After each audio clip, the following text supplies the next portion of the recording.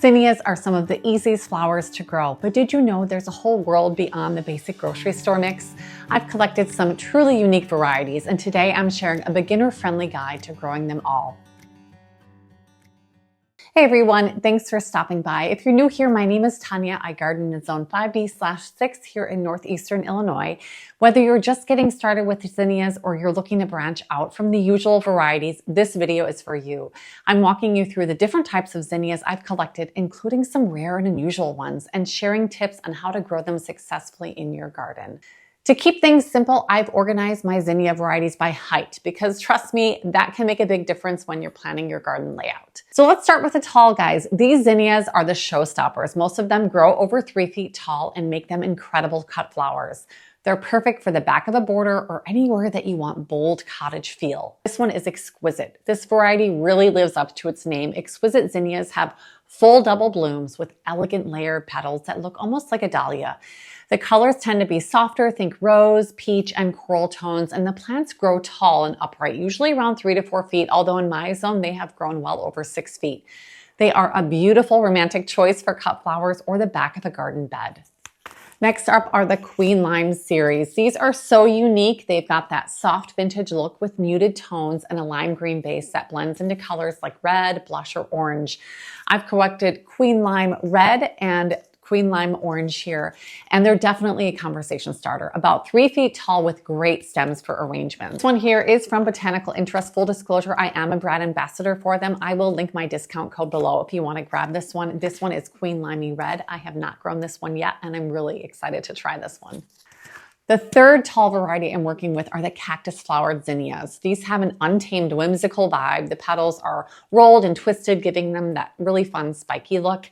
And I'm growing a cactus flowered mix this year. This one is called Cactus Pink Shade. And they're bold and textural, perfect for adding some flair to your garden beds or bouquets. And they also grow right around the 3 to foot tall range. And lastly, I am growing the Cupcake Mix. This one is Cupcake Pink Mix, and I love this mix for its soft, puffed out blooms that look like mini peonies, really. The petals are ruffled and domed, and they come in a sweet blend of pastels. These plants can get really quite tall, up to 3 feet, and have a really lush, full habit that makes them great when planted in mass. And the fifth one on my list are the Lilliput series. Now, this is a surprise one because Lilliputs are often listed as dwarf zinnias, but some of mine grow much taller than that, close to 3 feet. They have smaller button-like blooms with a really tidy form. They are multi-bloom, multi-stem on a single plant, which is perfect for cut flowers, and they're cut and come again. So it's a perfect plant to work with. The next category are the compact and dwarf zinnia varieties. These are typically under 18 inches or less. And the first one on my list is new to me this year. That is the Zahara Raspberry Ripple. This one is a total standout. Bright white petals splashed with raspberry pink streaks that almost look hand painted. Zahara zinnias are bred for heat, drought, and disease resistance, making them super beginner friendly. They stay compact, usually around 12 to 18 inches, and bloom like crazy. And the second one is Zahara Starlight Rose. This is another beautiful bicolor zinnia. This one has crisp white petals with a soft rose pink center. These look stunning massed in a container or at the front of a border.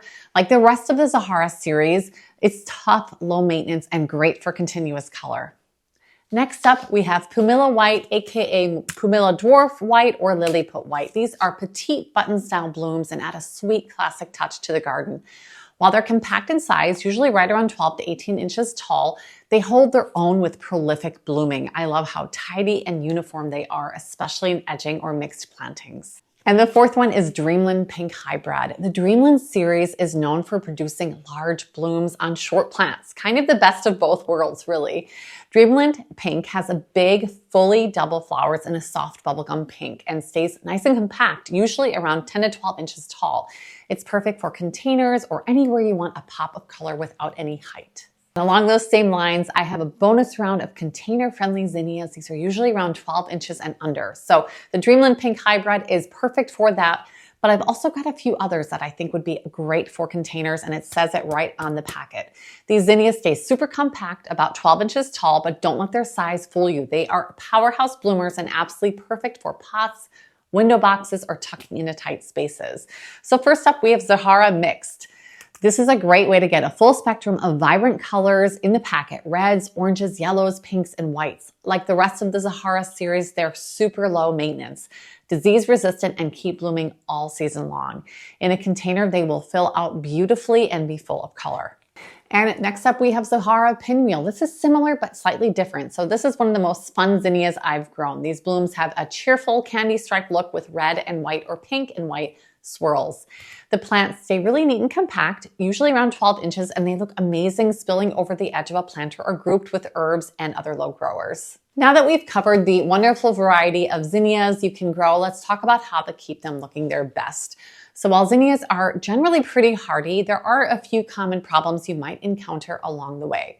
Don't worry though, I'm going to share some simple tips to help you tackle those issues and keep your zinnias thriving all season long. So I'll talk about some of the common zinnia problems and how to treat them. Number one, powdery mildew. Symptoms here are white powdery spots on leaves and stems. You'll want to treat this by removing the affected leaves, improving air circulation around the plants. If the problem persists, you can apply a fungicide or make a homemade spray using a mix of baking soda and water. So that's usually around 1 tablespoon of baking soda to 1 gallon of water. Powdery mildew can occur when zinnias are planted very close together, eliminating that necessary air circulation for the plants. So try to think about that as you're planting out your seedlings or spacing in your garden bed. That is one preventative step you can take to avoid encountering powdery mildew. Number two, aphids. These are tricky ones. These are tiny, soft-bodied insects clustering on the undersides of leaves, causing yellowing and distortion. In really young seedlings, they can actually suck sap out of the seedlings and compromise the health and integrity of the plant itself. For treatment of aphids, you can spray them with a strong blast of water. However, I typically go for the more severe treatment only because aphids spread so rapidly, and that is using an insecticidal soap or even neem oil to just really saturate the plant, both the top of the leaves and underside of the leaves. You'll want to make sure to completely saturate the entire plant.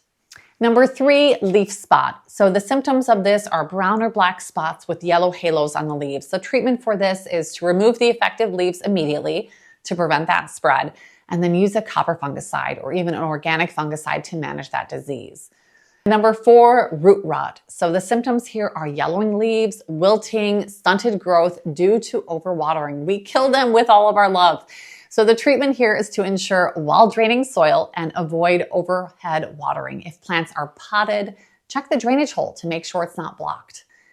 Poor flowering is our fifth one. Symptoms here are healthy foliage but no flowers. That is a bummer. And the treatment for this is that zinnias need full sun to bloom well. So ensure they're getting 6+ hours of sunlight a day. Also deadhead any spent blooms to encourage more blooms. So whether you're working with a big backyard or a sunny balcony, there is a zinnia for every space. I hope you found some of these varieties that will add a burst of color to your garden this season. So whether you're planting in a big bed or filling a small container, there's a zinnia variety for every space and style.